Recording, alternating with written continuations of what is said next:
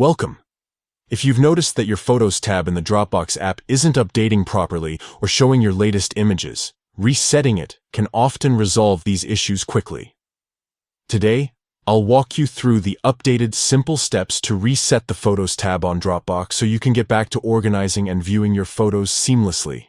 First, open the Dropbox app on your device. Make sure you're logged in and have your internet connection active, as the app needs to sync with Dropbox servers. Next, navigate to the settings.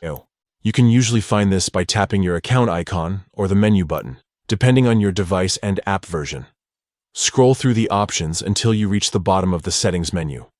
Here, you'll see an option labeled Reset Photos tab. Tap on it. What this does is clear and refresh the content displayed in the Photos tab. It removes cached data related to your photos and forces the app to rebuild the photo index, which can fix problems like missing images or incorrect timelines. After you tap to reset, give the app a little time. It might take a few moments to refresh and reload your photos. Once the process is complete, go back to the Photos tab and check if your photos are now properly organized and visible as expected. Remember, resetting the Photos tab does not delete any photos from your Dropbox account. It only cleans up how photos are displayed in the app itself.